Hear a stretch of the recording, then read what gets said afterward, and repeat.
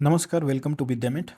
तो यदि आप 21st का बीपीएससी मेंस देने वाले हैं या ऑलरेडी 20th बीपीएससी मेंस दे चुके हैं, तो आपके लिए ये वीडियो बहुत महत्वपूर्ण होने वाला है, क्योंकि इस वीडियो में आपको एक फेयर आइडिया लगेगा कि हमें आंसर राइटिंग कैसे करना है। जो अपीयर होने वाले हैं, फर्स्ट टाइमर हैं, और जो ऑलरेडी अपीयर हो चुके हैं, वो एक काम ये कर सकते हैं कि कंपेयर कर सकते हैं कि कैसे आंसर उनका अलग है या फिर मेरा कैसे है। तो ये नहीं कहता हूँ मैं कि जो मैंने लिखा है वो सबसे परफेक्ट होगा। आपका भी, आप मेरे से अच्छा लिख सकते हैं, बट एक आइडिया लगेगा, कंपैरिजन मिलेगा आपको कि और लोग कैसे लिखे हैं। तो आपके लिए ये वीडियो महत्वपूर्ण होने वाला है। तो जो न्यू टाइमर है वो बिल्कुल ध्यान से देखिए कि कैसे कैसे, क्योंकि आपको जो ऐसे है तो ऐसे 3 आवर्स का होता है और इसमें 3 ऐसे पूछे जाते हैं। तो ऐसे में टाइम खैर सफिशियंट रहता है, टाइम आपको दिया जाता है। लेकिन और जो GS 1 पेपर है, GS 2 में है, थोड़ा टाइम का कॉन्स्टेंट रहता है और उसमें हमें आंसर राइटिंग करना होता है। तो उस टाइम पे क्या होता है कि बहुत लोगों का क्वेश्चन छूट भी जाता है, तो हमें फर्स्ट ध्यान रखना रहता है कि क्वेश्चन ना छूटे। तो हम लोग तीनों पेपर का बात करेंगे। और तो फर्स्ट हम लोग ऐसे में देखेंगे, और ऐसा नहीं रहेगा कि मतलब पूरा एक एक वर्ड्स मैं बताऊं, बस हम लोग एक ओवरव्यू देखेंगे और उसे फिनिश करेंगे, क्योंकि फिर वीडियो बहुत लंबा हो जाएगा। तो फर्स्ट ऐसे की बात करते हैं। तो ऐसे में आपका फर्स्ट सेक्शन में कितना 4 ऑप्शन दिया जाता है। 4 ऑप्शन में क्या क्या था? Importance of India in contemporary global perspective. दूसरा था आपका country development and information and technology. तीसरा था आपका environmental imbalances is destroyer of the creation. और फोर्थ था आपका soil conservation and organic farming. तो आप देख सकते हैं साइंस एंड टेक से एक क्वेश्चन था, एक क्वेश्चन आपका इंडिया का जियो पॉलिटिक्स से था, और तीसरा क्वेश्चन आपका इन्वायरमेंट से था। इन्वायरमेंट से 2 क्वेश्चन, मतलब 2 थे आपके। मैंने जो आपको ओवरव्यू दिया है सिलेबस का, उसमें मैंने थीम्स भी बताए हैं कि बीपीएससी क्या क्या थीम उठाती है। तो 20th में भी आप देख सकते हैं कि आईटी है, इसका टेक्नोलॉजी है और इन्वायरमेंट है। 2 थीम तो रहता है, एक वीमेन एम्पावरमेंट। तो आपको सारा इसमें मिलेगा। तो फर्स्ट आपका जो क्वेश्चन था, मैंने किस पे लिखा था? मैंने लिखा था importance of India in contemporary global perspective, समकालीन वैश्विक परिप्रेक्ष्य में भारत की महत्ता। तो हम लोग देखेंगे। तो फर्स्ट क्या था? मैंने लिखा कि relevance of India lies in the its ethos Vasudhaiva Kutumbakam when it moves the world moves. तो ये कौन कहा था? ये नरेंद्र मोदी का कोट था, और उसे मैंने कोट कर दिया फर्स्ट में, वहीं से स्टार्ट किया है। India celebrated 25th anniversary of independence. It entered into Amrit Kal, charting out the centennial plan of global leadership in multilateralism, economy, and technology. It is not merely a document but aspiration of 1.2 billions of people of India. और उसके बाद मैंने एक quote लिखा है E Roosevelt का, the future belongs to those who believe in the beauty of their dreams. ठीक है, ई रूजवेल्ट का है। Today India has emerge at one of the most important country in the world. उसके बाद है its importance is not a takeaway of opportunity, but through its unwavering faith and unfatigue efforts, it has positioned itself into the center of global perspective. ये आपका intro हो गया एक तरह से, ठीक है। उसके बाद हम लोग देखेंगे India has played pivotal role. तो हम लोग एक एक कॉन्टेक्स्ट समझाते जाएंगे। फर्स्ट हम लोग को सेंट्रल पोजीशन दिखाना है, मतलब इंडिया का रोल दिखाना है। तो हम लोग पहले पीस कीपिंग में दिखाएंगे। India has played pivotal role in global peace making. It has contributed whopping 2,75,000 personnel in United Nations missions for peace. It has worked closely in 50 plus such UN mission. During the crisis in Sri Lanka, India sent its personnel to establish peace in Jaffna. Rajiv Gandhi के time पे जो जाफना का case हुआ था, India ने अपना air force भेजा था, आर्मी भेजा था। उसके बाद Indian army played key role in mitigating humanitarian crisis caused by the Pakistan liberation army. ये मैंने थोड़ा सा पीछे का बैकग्राउंड का बता दिया है कि इंडिया का जो रोल है हमेशा से पीस कीपिंग में रहा है। India has always valued its core principle of peace in its soil, Buddha and Gandhi. In G20 India with the same conviction asked Russia for peace as it is not era of war. एक current affair का मैंने बोल दिया था, वो जो मोदी जी का एक कमेंट था। तो क्या था कि इंडिया ने बिल्कुल डिनाई कर दिया था वॉर का एरा नहीं है, तो उसे भी बोल दिया। India has emerged as the first responder in disaster from the operation Dosti for Turkey to mission Brahma for recent Myanmar earthquake. तो जो रिसेंट का एक हुआ था, जिस मेंस होने वाला था उसके कुछ दिन पहले ही, तो ये मैंने ऐड कर दिया था। When the half of the world reeling under the depth polarisation under representation, India vociferously raise the issue of global south. तो ग्लोबल साउथ का जो मुद्दा उठाते हैं। Now India has position itself as the leader of global south. It included African union in G20 in 2023 summit held in India. It has always advocated for the multilateralism reform in UNSC. ठीक है। Now the economy of India has intricately connected with the world. It emerge as the fifth largest economy and the path of becoming third largest by 280 as per the report of Morgan Stanley. तो Morgan Stanley का बस कुछ ही दिन पहले, mains देने के 2 दिन पहले ही मॉर्गन स्टैनली का एक रिपोर्ट आया था, तो मैंने उसे भी ऐड कर दिया। खैर इसमें the prosperity of India ensures prosperity in the world economy. The population of India brings world largest populated country and contributes in the labor supply chain of the world. ठीक है। In book India way Jaishankar terms India as the mother of democracy with the humongous 97 crore electors. It exhort and manifest how democratic values are preserved without stain. बिना किसी दाग के कैसे भी, मतलब आप यूएसए का भी देखेंगे तो डेमोक्रेसी का बहुत मैनिपुलेशन हुआ था, या फिर और अदर कंट्रीज का देखेंगे, इंडिया में 97 करोड़ रहते हुए भी इलेक्टर्स इंडिया बहुत अच्छे से प्रिजर्व किया है। As the world is reeling under the मैंने ये जयशंकर साहब का बुक इंडिया वे को कोट किया था। As the world is reeling under the unprecedented global warming and climate change, India has emerged flag bearer with its initiative such as Panchamrit commitments at Glasgow, zero emission by 2070. उसके बाद है India has launched international solar alliance, global biofuel alliance, mission life. With this initiative India has emerged at the central in climate change. ठीक है। Even during COP29 India has formally asked for 1.3 trillion for the developing countries for adoption. तो India ने क्या किया था, सबसे वोसिफरसली जो advocated किया था कि हमें फंडिंग चाहिए, बिना फंडिंग के ट्रांजिशन बिल्कुल पॉसिबल नहीं है, तो उसको भी मैंने ऐड किया। When the world seems polarise with the ineffable Central Asia and Russia-Ukraine war, the core ethos of Vasudhaiva Kutumbakam echoing through the world. It has been connecting the world through the sports, like sports का भी दिया, cricket world cup in IPL. BCCI has emerged as the most prestigious cricket council in the world. In this contemporary world, fighting over the religion, India manifests the tolerance with the home to most diverse population. It is the cradle of many religions like Hinduism, Buddhism, Jainism, Sikhism, etc. However, India also facing, अब मैंने कुछ challenges भी बता रखे हैं, India also facing many challenges which are hindrance to it global leadership path. Being the largest country by population, India is not part of United Nations Security Council. So India is one of the most important in peace keeping. Piece keeping में रहने के बाद भी UNSC में India का वो नहीं है, सीट नहीं है। ठीक है। It faces challenges with its neighbouring countries like rise of radicalization in Bengal, terrorism from Pakistan, and border issues with China. It has limited resources with stifles its effort in responding during the crisis. अब क्या है कि crisis responder तो अपने आप को India establish करता है इंडियन ओशियन में कि फर्स्ट क्राइसिस रिस्पॉन्डर है, बट फिर भी इसके जो रिसोर्सेज हैं इंडिया के बहुत लिमिटेड हैं। अब हम लोग कंपेयर करेंगे यूएसए से तो हमारे पास तो लिमिटेड ही है ना। Other hand China through the road and belt initiative influencing other countries against India. And at the present, the economy of India is facing unprecedented unemployment. According to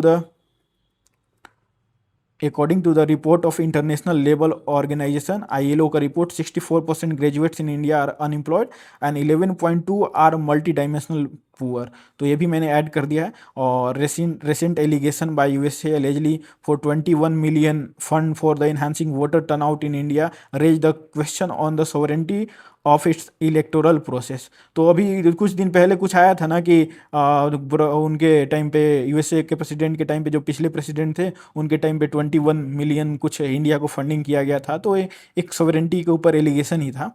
ठीक है। और उसके बाद फिर मैंने और ऐड किया है, एवियन टेम्परिंग हो गया, एपिक डुप्लीकेशन हो गया। Further the casteism which still bitter truth of India, it has stifled the inclusive development. अब ये इंक्लूसिव डेवलपमेंट का मुद्दा उठाना बहुत ज़रूरी था। The inequality has raised the alarming level. According to Oxfam report, 1% of top holds 40% wealth in India and 50% bottom hold 3% of the wealth. The communal riots further aggravates its law and order situation. Hence, it is pertinent to reflect on the challenges so that India can establish itself as the example and inspiration for others. In conclusion, India is a pivotal in the development of the world. It has irreparable role in peacekeeping or climate change, valuing human rights and establishing ethos of वसुदेव कुटुम्बकम. अब मैंने एक quote लिखा है, where the mind is without fear, head is held high, where knowledge is free, where world has not been broken into fragments by the narrow walls. ये मैंने टैगोर साहब का एक पोएम है वो लिखा है. Where mind is without fear, head is held high, where knowledge is free, where world is not been broken into fragments by the narrow walls, where the word comes from the depth of truth, into that heaven my father let my country awake. तो ये इसी के साथ मैंने conclude कर दिया है. तो ये वीडियो ज़्यादा लंबा ना हो जाए, हम लोग एक ऐसे देख लिया, अब हम लोग GS1 में देख लेंगे, ठीक है.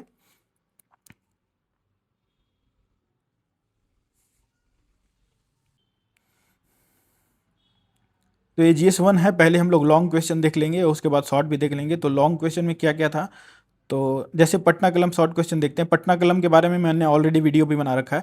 तो पटना कलम में मैंने कोट लिख दिया था, Patna Kalam is the captures realism of the daily life, Bihar museum का. उसके बाद लिखा है, it is unique style of painting that flourished in 18 to 19 century. अब बहुत कम टाइम रहता है शॉर्ट करने के टाइम पे, तो फास्ट फास्ट लिखना रहता है. ऑरिजिन इसका पर्सी ब्राउन और पीसी मनुक गेव इट्स ऑरिजिन. अब इन्होंने पर्सी ब्राउन और ये जो पीसी मनुक थे, एकेडमिक रेफरेंस में फर्स्ट टाइम इन्होंने ही दिया था. अब यहाँ पे मैंने एक फ्लो चार्ट से दिखा दिया है, मुगल कोर्ट टू मुर्शिदाबाद. अब मुर्शिदाबाद से ही इन्होंने पटना लोधी कटरा में इन्होंने दिखाया है. एक मैंने मैप के थ्रू भी बता दिया है कि पटना बिहार में कैसे इनका मूवमेंट हुआ. उसके बाद की फीचर्स में मैंने बताया है, की फीचर्स में आपका दिया है जो मुगल का और इंडियन और ये ब्रिटिश का जो इन्फ्लुएंस था वो दिखाया है. Colours bright influenced by Mughal painting, shadows and lightning by the British school of art. उसके बाद background was not important, dark and heavy moustache, pointed mouth and nose, and use natural materials and based on the Firka painting style. Firka आपको पता है caste based होता था. कुछ famous painters का नाम लिखे हैं मैंने, शिवलाल, मुस्लिम वेडिंग, महादेव लाल, आपका रानी गंधावती है. और उसके बाद ईश्वरी प्रसाद, भारत माता लिखे है. सेवक राम का था फर्स्ट ये पेंटर थे बताया जाता है.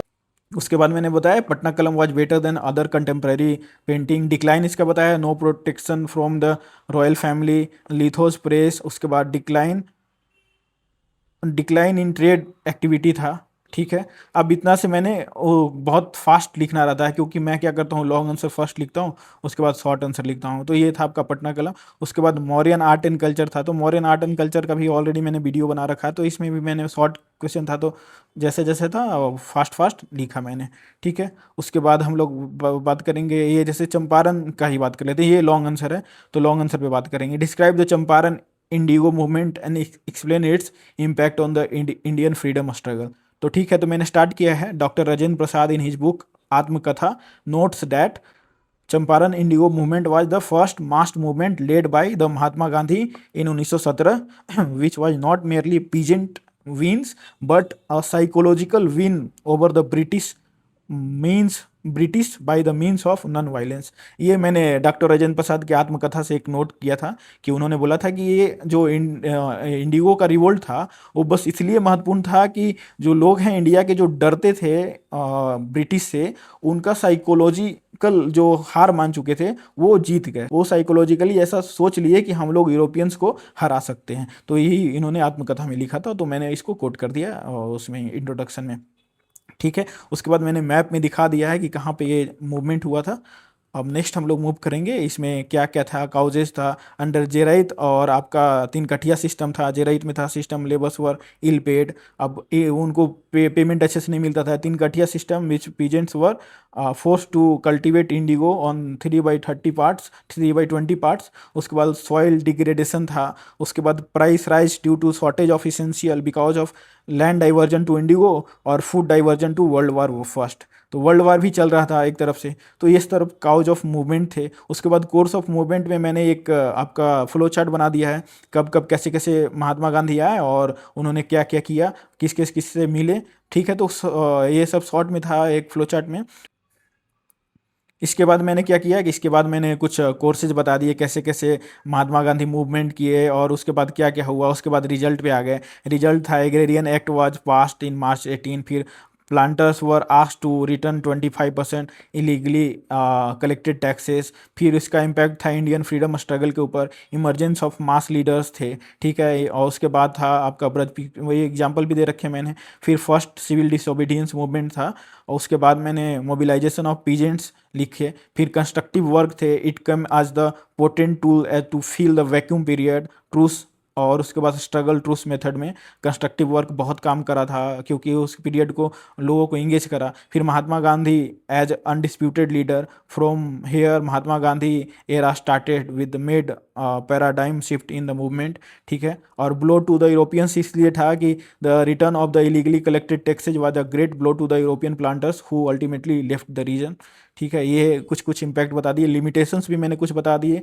It was limited to Champaran, that is narrow geographical base, ठीक है। उसके बाद did not challenge the British but only planters, ठीक है। उसके बाद it did not improve the situation from the zamindari और फ्यूडल सिस्टम। क्या था कि चंपारण सत्याग्रह में हम लोग ग्रीवेंसेस तो रेज किए फार्मर्स का, लेकिन ये फार्मर्स का हम लोग जमींदारी के खिलाफ नहीं किए, बल्कि सिर्फ और सिर्फ इंडिगो कल्टीवेशन के खिलाफ किए, ठीक है। The peasants ultimately lost the faith from the Congress. क्या था कि बाद में वो जो पीजेंट्स थे इनके ग्रीवेंसेस को ज़्यादा उठाए नहीं गए, तो बाद में ये किसान मोर्चा जो था अलग हो गया था, ठीक है। उसके बाद डॉक्टर राजेंद्र प्रसाद का मैंने कोट भी कर दिया है कि doctor Rajendra Prasad said the satyagraha in Champaran that started in 1947 ultimately reach the goal in 1947। तो सत्याग्रह डॉक्टर राजेंद्र प्रसाद ये कह रहे हैं कि 1917 में जो स्टार्ट हुआ वो अल्टीमेटली गोल आपका 1947 में अचीव किया था।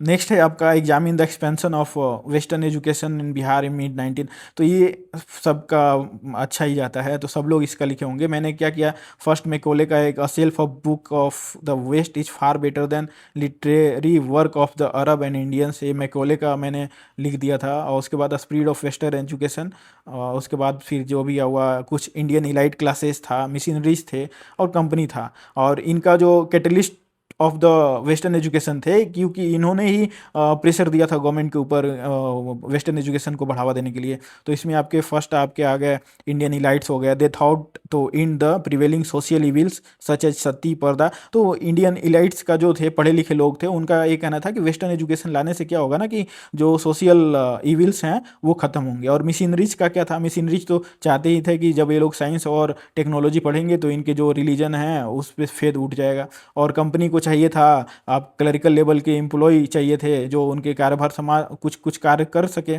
तो ये तीनों का अपना अपना रोल था। अब इसीलिए एक्सपेंशन आप देखेंगे, एक्सपेंशन में भी आप इंसेप्शन से देखेंगे, एक्सेप्शन के बाद एक्सपेंशन होता है। तो बहुत सारे फेजेज आते हैं इसमें।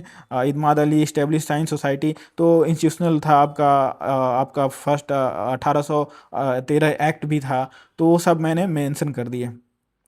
उसके बाद जो वुड्स डिस्पैच मैग्ना कार्टा जिसको बोला जाता है, उसमें क्या क्या था, प्राइमरी सेकेंडरी, तो वो सब मैंने मेंशन करके उसके बाद इसका सिग्निफिकेंस भी लिख दिया। सिग्निफिकेंस के बाद मैंने इसको लिमिटेशन और उसके बाद कंक्लूजन लिख दिया, ठीक है। तो ये भी आंसर एक आप कह सकते हैं कि आइडियल आंसर माना जा सकता है। ये नहीं है कि सबसे ज़्यादा मार्क्स दिए जाएंगे।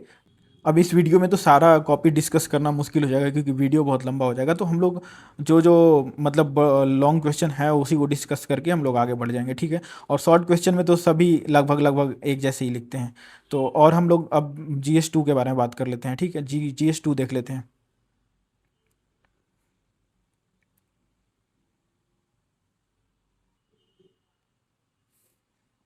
क्वेश्चन एक देखते हैं GS2 का। जैसे आर्टिकल 32 के बारे में पूछा था कि article 32 is the heart and soul of the constitution of India, explain. तो मैंने doctor BR Ambedkar call the article 32 as the soul and heart of the constitution, ठीक है। Article 32 is itself a fundamental right which says the enforcement for the enforcement of fundamental right by the supreme court and high court by 226, ठीक है। ये मैंने intro, short question है तो fast fast लिखना है, तो उतना ज़्यादा हमें ध्यान नहीं देना होता है। In this pursuance supreme court invokes रीट्स under the article 32 of रीट्स कौन कौन सा होता है, प्रोहिबिशन होता है, सरसरी होता है, मैंडमस होता है, क्यू वारंटो होता है और हबियास कॉर्पस होता है। इसके सिग्निफिकेंस क्या है, enforce the duty, checks of the government and prevent, और उसके बाद है real sense of fundamental rights का जो रियलाइजेशन है वो कराता है। It is the soul of the constitution in realizing the fundamental of the constitution. ठीक है, शॉर्ट क्वेश्चन था। उसके बाद है criminalization of the politics and politicization of the criminals, analyse the statement in the context of Bihar state. तो politics without principle is the scene, ये महात्मा गांधी का एक कोट था वो डाला। According to the recent report of ADR, the criminalization of the politics has increased. ठीक है, recent report क्या कहता है कि 46% of 18th Lok Sabha members have criminal charges. उसके बाद out of them 60% have grave criminal charges. और उसके बाद स्टेट लाइक बिहार है 67% क्रिमिनल चार्जेज ऑन मेंबर्स। तो मैंने जो भी डेटा थे वो मैंने ऑलरेडी दे दिए। उसके बाद मैंने क्रिमिनलाइजेशन ऑफ पॉलिटिक्स में क्या क्या इसका वो था वो बता दिया। जैसे वीमेन को रोकता है पॉलिटिक्स में आने से, कास्टिज्म को बढ़ाता है, और प्रिवेंट ऑनेस्ट प्लेयर्स। उसके बाद है break way law breakers become law makers, law breaking becomes common. तो जब लॉ ब्रेकर्स ही जो है कानून तोड़ने वाले ही कानून बनाने वाले बन जाते हैं तो कानून तोड़ना एक कॉमन चीज़ बन जाता है। When criminals become law maker, तो क्रिमिनल को ही लॉ मेकर बना रहे हैं। ठीक है, उसके बाद increase the money and muscle power होता है। तो according to the report of the ADR, criminal has 14% chances of winning while honest. जो अब देखिए अभी के जो हाल के चुनाव हुए, अभी अनंत सिंह मर्डर करने के बाद उनका जो वोटिंग परसेंटेज था वो बढ़ गया। तो यही होता है कि जो विनिंग चांसेज होता है क्रिमिनल लीडर्स का, उनका 14% है, और जो ऑनेस्ट हैं उनका मात्र 4% है। तो ये एक एडीआर का ही रिपोर्ट था। उसके बाद मैंने केसेस भी दिए हैं। लिली थॉमस का केस था, और लिली थॉमस में जो बताया था कि इमीडिएट इफेक्ट से उनको मेंबरशिप से हटा दिया जाएगा। उसके बाद वे फॉरवर्ड में मैंने लिख दिया इंटरनल डेमोक्रेसी हो गया, वोटर अवेयरनेस हो गया, स्ट्रेंथन द इंस्टीट्यूशन। उसके बाद है प्रॉम्प्ट एक्शन। ठीक है, तो नेक्स्ट है आपका present in India at present caste is no more social phenomenon rather it is political phenomenon. तो बोल रहा है कास्टिज्म के बारे में पूछ रखा है। तो according to the Rajni Kothari, the caste has been institutionalise in the politics and became a integrated part of democracy. तो रजनी कोठारी का मैंने कोट कर दिया। उसके बाद Paul and Brass see the caste through the multiple layers in caste as the political phenomenon. तो Paul and Brass का बहुत अच्छा बुक है, और उसमें इन्होंने बहुत अच्छे से जिक्र किया है कि कास्ट कैसे रोल करता है इंडिया की डेमोक्रेसी में। उसके मैंने एग्जांपल दे रखा है, कास्ट बेस्ड कंपेनिंग हो गया इन इलेक्शन जो बोला जाता है। उसके बाद कास्ट बेस्ड मैनिफेस्टोज होता है और political parties, use of reservation, और रिजर्वेशन बहुत बड़ा मुद्दा बनाया जाता है फॉर पॉलिटिकल माइलेज। और उसके बाद मैंने दीपांकर गुप्ता, ये इंडियन लेखक हैं और इन्होंने बहुत अच्छे से स्टडी किया है कास्टिज्म के ऊपर। तो Dipankar Gupta notes that caste is being constructed through the politics rather than inheriting. अब ये कह रहे हैं in his book interrogating caste. तो ये कह रहे हैं दीपांकर गुप्ता, ये कह रहे हैं कि जो कास्ट है वो ये जो लोग तक बोला जाता है खुद से कास्टिस्ट बन जाते हैं, नहीं, ऐसा नहीं है, बल्कि पॉलिटिक्स उनको सिखाता है कि कास्टिस्ट कैसे बना जाता है। तो वही लिखा है मैंने, caste is being constructed through the politics rather than inheriting. तो जो लोग खुद से कास्टिज्म बन जाते हैं वो ऐसा नहीं है, बल्कि पॉलिटिक्स उनको कास्टिज्म बनना करना सिखाता है। ठीक है, उसके बाद अभिराम सिंह का केस मैंने कर दिया है। SC supreme court categorically denied the use of caste. तो जो अभिराम सिंह का केस था, अभिराम सिंह केस में क्या किया था सुप्रीम कोर्ट ने, बहुत अच्छे से बताया था कि आप कास्टिज्म को अपने इलेक्शन मैनिफेस्टो में ऐड नहीं कर सकते हैं, और कास्टिज्म से आप कैंपेनिंग नहीं कर सकते हैं। उसके बाद इंदिरा साहनी का केस भी कर दिया कि 50% रिजर्वेशन ही रहेगा लिमिटेशन। ठीक है, अब कास्ट इन पॉलिटिक्स के कुछ बेनिफिट्स हैं और कुछ आपका पेरिल्स भी हैं, कुछ खतरा भी है। तो social justice, marginal mobilization, voice of downtrodden. उसके बाद इसमें कास्ट कॉन्फ्लिक्ट है, स्ट्रेटिफिकेशन है, और उसके बाद है डेनियल ऑफ रिजर्वेशन जो इंपॉर्टेंट क्लास है। Hence caste still has been decisive in our output of the politics. ठीक है, नेक्स्ट हम लोग देखेंगे अभी कॉलेजियम का सिस्टम पूछ रखा है। Collegium refers to the panel of जजेज who appoints the जजेज। तो कॉलेजियम के बारे में पूछ रखा है, what is collegium and the centre of criticism, express your views. तो मैंने ओरिजिन ऑफ द कॉलेजियम दे दिया, एसपी गुप्ता का केस था। उसके बाद एडवोकेट ऑन रिकॉर्ड का केस था। उसके बाद रेफरेंस ऑन 143 के आर नारायणन से मांगा गया था उस टाइम पे 98 में, तो थर्ड जज केस था। उसके बाद आपका struck of NJ national judicial appointment council था, उसके बारे में दे दिया। तो टोटल 4 जजेज केस था, उससे ओरिजिन हुआ था कॉलेजियम का। उसके बाद मेथड ऑफ कॉलेजियम क्या है, अपॉइंटमेंट कैसे करते हैं, ये सब है 4 जज मिलके। उसके बाद आपका काउजेज ऑफ क्रिटिसिज्म क्यों है, तो राइज ऑफ नेपोटिज्म है। अब बोला जाता है कि according to a report only 300 to 400 घराना हैव जजेज, तो मतलब कह रहा है कि जो जजेज का अपॉइंटमेंट है ना, वो 300 से 400 घर घर के बीच ही घूमा जाता है। मतलब वो होता है ना, घराना म्यूजिशियन थे उनके बीच चलता था, वैसे ही घराना जजेस के बीच भी चलता है। उसके बाद है under representation of women and marginalise, ठीक है। उसके बाद करप्शन है। उसके बाद क्लोज डोर। करप्शन में मैंने वर्मा का केस बस मेंस के 2-4 दिन पहले ही आया था, तो वो भी मैंने ऐड कर दिया है कि recent justice Verma have bags of notes, तो बस छोटा सा ही लिखा क्योंकि शॉर्ट क्वेश्चन था तो उतना टाइम रहता नहीं है। और क्लोज डोर मेथड, क्योंकि आपको कैसे जजेस का ट्रांसफर होता है, कैसे अपॉइंटमेंट होता है, तो पब्लिक को उसके बारे में पता नहीं चल पाता है। तो बस वे फॉरवर्ड में लिखा है मैंने, वे फॉरवर्ड में रिवाइज द एनजेसी। उसके बाद follow the pattern of appointment like in UK US कैसे अपॉइंटमेंट होता है। और उसके बाद है मोर रिप्रेजेंटेशन ऑफ अदर पीपल, भी क्या है, रिप्रेजेंटेटिव बॉडी बनाएंगे तो उससे फायदा होगा। उसके बाद hence the revise in appointment in the need of the hour, तो रिवीजन इन द अपॉइंटमेंट होना चाहिए, तो hence the revision in appointment is the need of hour. ठीक है, ये आपका शॉर्ट क्वेश्चन हो गया। अब शॉर्ट क्वेश्चन के बाद हम लोग लॉन्ग क्वेश्चन एक देख लेते हैं। लॉन्ग क्वेश्चन क्या क्या था इसमें। द अब ये है लॉन्ग क्वेश्चन, ठीक है। तो trace evolution of political parties in India from one party dominance to the era of coalition government, तो has coalition politics undermined the authority of prime minister in India. तो मैंने G Austin से start किया है। According to G Austin, political parties are the nerves and veins of the Indian democracy. One hand it has socialize the politics, other hand it has excess in numbers cause the multiple issues. तो कह रहा है कि जी Austin बोले हैं कि जो political parties हैं वो नर्व्स और वेन्स हैं इंडियन डेमोक्रेसी के, और एक साथ तो ये सोशलाइज किए हैं पॉलिटिक्स को, लेकिन अदर हैंड इन्होंने बहुत सारे इशूज़ भी खड़ा कर दिए हैं। तो causes of emergence of major political parties, many political parties, तो पहले तो हम एक ओरिजिन दिखा देते हैं कि क्यों इतने सारे पॉलिटिकल पार्टीज बने। तो mainly 2 factors have contributed to this. कौन कौन सा फैक्टर था, एक इंस्टीट्यूशनल मतलब जो गवर्नमेंट की तरफ से, या फिर कह सकते हैं कि एक एजेंसी के थ्रू से, और एक सोशियो इकोनॉमिक। तो 2 फैक्टर्स में आपका इंस्टीट्यूशनल में आपका हो गया कि फेडरल गवर्नमेंट, क्योंकि सरकार हमारा जो है एक केंद्र में सरकार होती है, एक राज्य में सरकार होती है। तो राज्य में सरकार होने के कारण बहुत सारे रीजनल पार्टीज आ जाते हैं, ठीक है। Dual polity centre state, separation of powers 246 247, और reorganization of state align with the linguistic basis. अब क्या था कि लिंग्विस्टिक बेसिस पे आप राज्य बना रहे हैं तो वहाँ पे तो रीजनल पार्टीज आएंगी ही, ठीक है। एक्सेस सेंट्रलाइजेशन 1970 से 80 के दौरान इतने प्रेसिडेंट रूल लागू किए गए कि बहुत सारे आपके जो रीजनल पार्टीज थे वो बन गए। जैसे अभी आप देखिए जेडीयू हो गया, राजद हो गया बिहार का, ये सब वो उसी टाइम से बने हुए हैं। और मिसयूज ऑफ इमरजेंसी हो गया। उसके बाद सोशियो इकोनॉमी का कारण क्या था, अनइवन डेवलपमेंट, जैसे राजद जेडीयू का हो गया। Unequal benefits of green revolution हो गया, ग्रीन रिवोल्यूशन का अनइक्वल बेनिफिट्स था, उसी कारण सैड बना था जो पंजाब का पार्टी है। उसके बाद लोकल एस्पिरेशन मतलब ट्राइबल का एस्पिरेशन था, जैसे झारखंड मुक्ति मोर्चा बना था शिबू सोरेन के टाइम पे, तो ये लोकल एस्पिरेशन हो गया।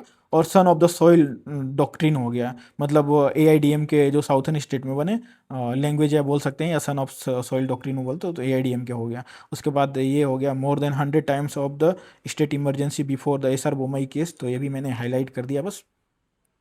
उसके बाद इवोल्यूशन ऑफ पार्टीज, देखिए यहाँ से 1937 से Congress made coalition government in many provinces, तो कॉलिशन गवर्नमेंट से यहाँ से स्टार्ट होता है। 1937 में ही पार्टी बनना शुरू हो गया था, बहुत सारे प्रोविंसेस में पार्टी बने थे और कॉलिशन भी स्टार्ट हो गया था। 1950 से 70 के बीच हुआ, 1970 से 80 और 80 से 90। और उसके बाद आपका आता है मंडल कमीशन 2014-2024। तो ये मैंने बस दिखा दिया है एक बना के कि कैसे कैसे बना। और नेक्स्ट है आपका, बता रहे हैं significance of political parties, voter mobilisation, representative government, strong opposition, political socialisation, raise in voice of downtrodden, तो डाउन टोडन लोगों का वॉइस रेज कराना, ठीक है।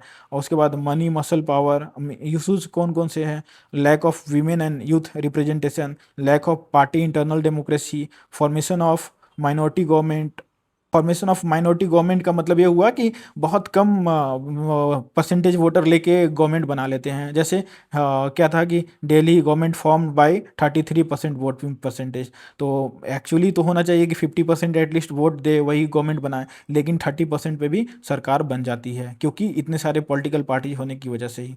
ठीक है, उसके बाद मैंने क्या क्या लिखा है, impact of authority of PM. अब अथॉरिटी ऑफ पीएम के बारे में पॉजिटिव लिखा है, makes stronger and strengthen democratic values. उसके बाद strengthen the federal axis, more bargaining power to the state. अब क्या है कि बार्गेनिंग पावर तो बढ़ ही जाता है। नीतीश कुमार को देखे होंगे कि इतने सारे पॉलिटिक्स थे, पॉलिटिकल पार्टीज थे, जेडीयू था, तभी तो बिहार को बहुत सारा बजट में प्रोविजंस आए थे बिहार के लिए। गवर्नमेंट ऑफ कॉन्सेंसस, अब बहुत सारी चीज़ें हैं ना कि मेल मिला के किया जाता है कि किसी को नुकसान ना हो। Example, present NDA government has taken initiative of consensus for the Waqf bill और एनईपी एट्सेट्रा। अब क्या था कि वक्फ बिल को लागू करने से बहुत सारे पार्टी से समर्थन लिया था, जेडीयू से भी लिया था, तभी उसने इंट्रोड्यूस किया था। तो ये सब था कंसेंसस मनाना। नेगेटिव में क्या था कि प्रमोट डिफेक्शन था, हॉर्स ट्रेडिंग है। नेक्स्ट आपका है prevent government from taking any robust absolute decision, example step on for reservation. उसके बाद है कंप्रोमाइज ऑफ द गवर्नेंस। अब गवर्नेंस में भी ढीला मूला होने लगता है, बहुत सारे कॉलिशन गवर्नमेंट होते हैं तो। उसके बाद है वे फॉरवर्ड में है आपका representation from the women and marginalise classes, promote internal democracy है, strengthen anti defection laws. The coalition government have caused the both positive and negative impact in the authority of PM. One hand it has made PM more responsible, other hand it has prevented him from bold and decisive action। तो ये मैंने conclude कर दिया। ठीक है, तो ये था मेरा GS1। मैंने ऐसे का भी दिखा दिया, GS1 का भी दिखा दिया और GS2 का भी दिखा दिया। अभी एक एक क्वेश्चन दिखाना पॉसिबल तो नहीं है, वीडियो बहुत लंबा हो जाएगा। मैं और भी मेरे प्रीवियस ईयर के जो एग्जाम्स की कॉपी हैं वो भी मैं कोशिश करूँगा कि बाद में लेकर आऊँ। ठीक है, थैंक यू।